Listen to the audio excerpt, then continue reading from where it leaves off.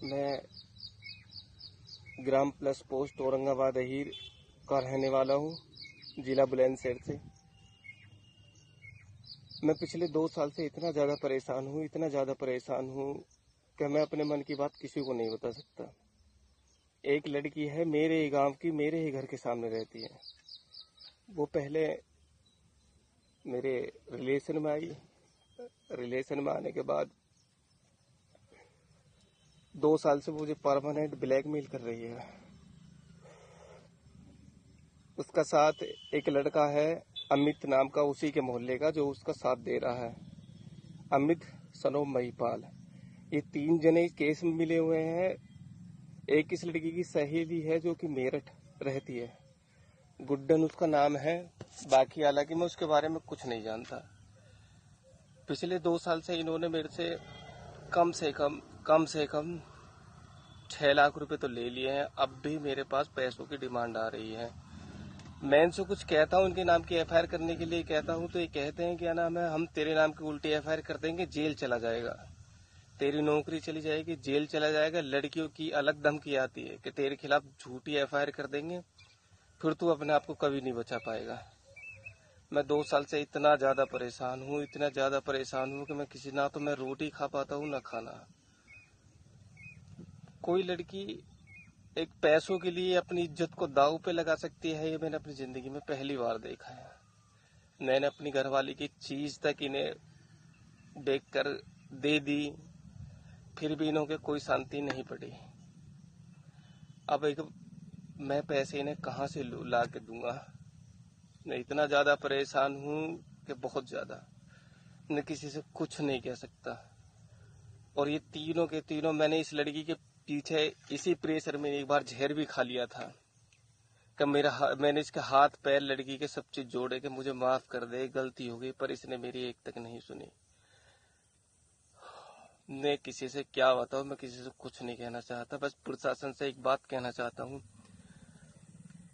हाथ जोड़ करके इस लड़की को ऐसी सजा मिले ताकि ये किसी के साथ जिंदगी में ऐसा कुछ ना कर पाए। और एक ऐसा नियम कानून भी बना देना चाहिए जिससे कि लड़कों को थोड़ी सहूलियत मिले। अब बताओ मैं क्या करूं, मेरे पास सिर्फ एक ही रास्ता है, वो है सिर्फ मौत।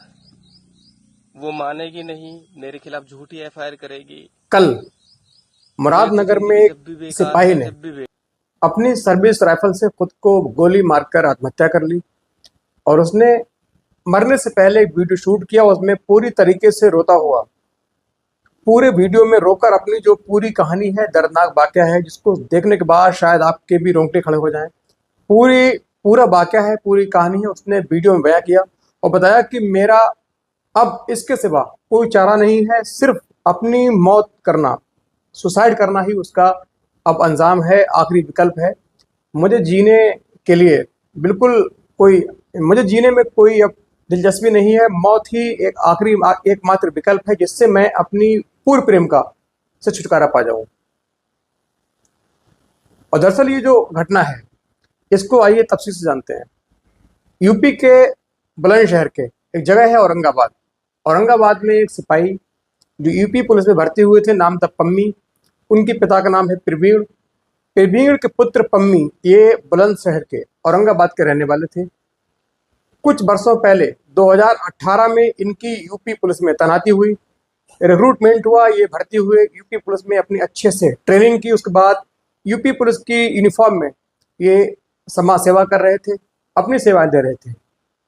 और शादी, इनकी ड्यूटी के बाद इनकी शादी हो जाती है। शादी के बाद इनका एक इनके घर के ही सामने रहने वाली लड़की, उससे इनका प्रेम प्रसंग हो जाता है। दोनों की आंखें चार हो जाती हैं, दोनों में इश्क हो जाता है, दोनों रिश्ते में आ जाते हैं। इनकी जो लव स्टोरी है वो चुपचाप आगे बढ़ रही थी। दोनों का बाहर चुपचाप मुलाकातें होती, फोन से बातें होती। धीरे धीरे जो सिपाही हैं पम्मी, इनका अपनी पत्नी की तरफ पूरी तरीके से ध्यान आकर्षित होता है।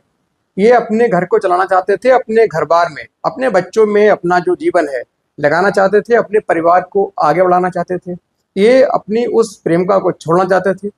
उससे बहुत दूरी बनाना चाहते थे, क्योंकि इनको अपने बच्चों के साथ रहकर ही अपनी ज़िंदगी जीनी थी, अपनी फैमिली को आगे लेकर जाना चाहते थे। लेकिन वो जो माशूका है वो उनकी इस बात से इतना नाराज़ होती है, उसको इतना बुरा लगता है कि वो इनको किसी तरीके से अनावश्यक जो सामग्री है उसके सहारे इनको ब्लैकमेल करती है। इससे कहती है कि मैं तुम्हारे खिलाफ झूठा मुकदमा कराऊंगी, रेप का मुकदमा कराऊंगी, तुम्हारे खिलाफ ऐसे मुकदमे कराऊंगी जिससे तुम्हारी नौकरी चली जाएगी, तुम सड़क पर आ जाओगे, तुम्हारी ज़िंदगी बर्बाद कर दूंगी।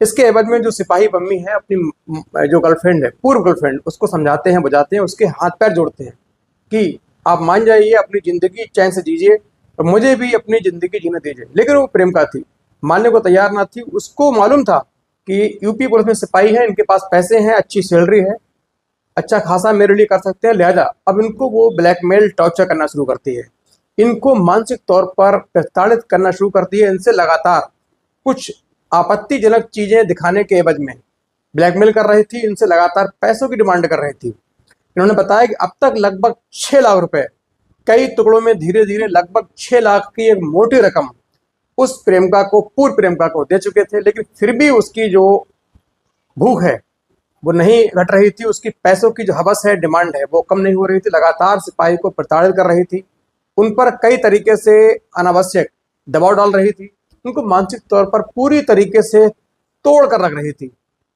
सिपाही पम्मी जो है उसकी जो हरकतें हैं, उनकी बातों से परेशान थे, लगातार उससे छुटकारा पाने की जिद कर रहे थे। यहाँ तक उन्होंने बताया कि मैंने उस लड़की के हाथ पैर भी छुए, जोड़े, हाथ जोड़े कि आप मुझे माफ़ कर दो, लेकिन लड़की मानने को तैयार न थी। इधर एक तरफ पत्नी, एक तरफ पूर्व प्रेमिका का टॉर्चर, एक तरफ घर को चलाना, दूसरी ओर पूर्व प्रेमिका का पूरी तरीके से इनके जीवन में दखल अंदाजी, इनको टॉर्चर करना, इनको मानसिक तौर पर इनका उत्पीड़न करना, इनको परेशान करना, इनको धमकियां देना, इनको झूठे मुकदमों में फंसाकर जेल भिजवाने की धमकी देना, झूठे मुकदमे करवाना, रेप जैसे संगीन धाराओं में मुकदमा दर्ज करवाने की बात करना, इन सबसे सिपाही पम्मी जो है पूरी तरीके से टूट चुके थे, परेशान हो चुके थे। अब उनको लगता था कि मैं जिस पुलिस में तैनात हूँ, यही पुलिस जब मुझे हथकड़ी डालकर सबके सामने जेल भेजेगी तो मेरी क्या इज्जत रह जाएगी, मेरी क्या समाज में इज्जत होगी, लोग क्या कहेंगे, मेरे घर में मेरी क्या इज्जत होगी, आसपास के लोग क्या कहेंगे, मेरे जो सिपाही साथी हैं, जो स्टाफ है, पुलिस स्टाफ है, वो क्या सोचेगा। यही चिंता उनको अंदर से खाई जा रही थी।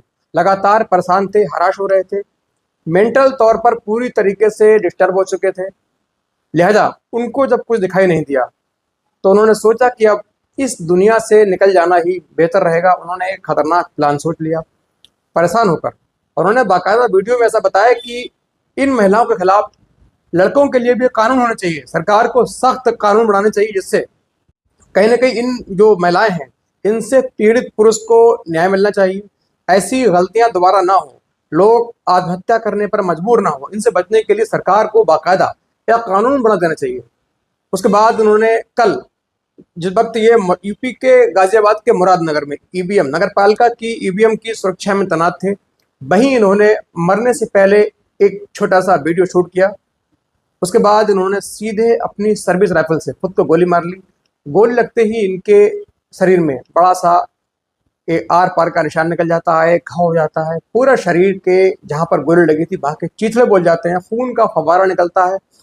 तत्काल आवाज़ सुनकर इनके साथी सिपाही जो खुद भी ईवीएम की सुरक्षा में तैनात थे वो भाग कर आते हैं, इनको उठाते हैं। फौरन पूरे पुलिस महकमे में हड़कंप मच जाता है। आला अधिकारियों को इसकी सूचना तुरंत दी जाती है।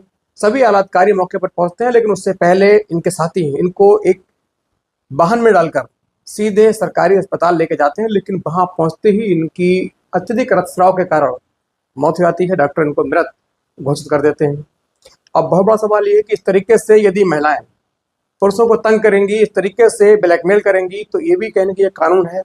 और सिपाही पम्मी ने बिल्कुल ठीक कहा, इस और भी एक सरकार को कड़ा कानून बनाना चाहिए जिससे आने वाले वक्त में ऐसी आत्महत्याओं से निजात मिल सके।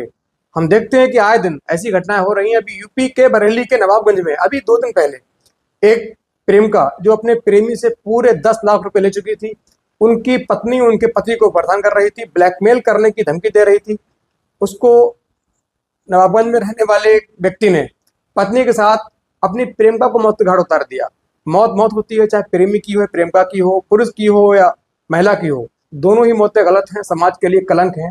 निश्चित तौर पर सरकार को ऐसे कड़े कानून बनाने चाहिए जिससे महिला और पुरुष दोनों की हिफाजत हो सके और भविष्य में इस तरीके की कोई घटना न चले।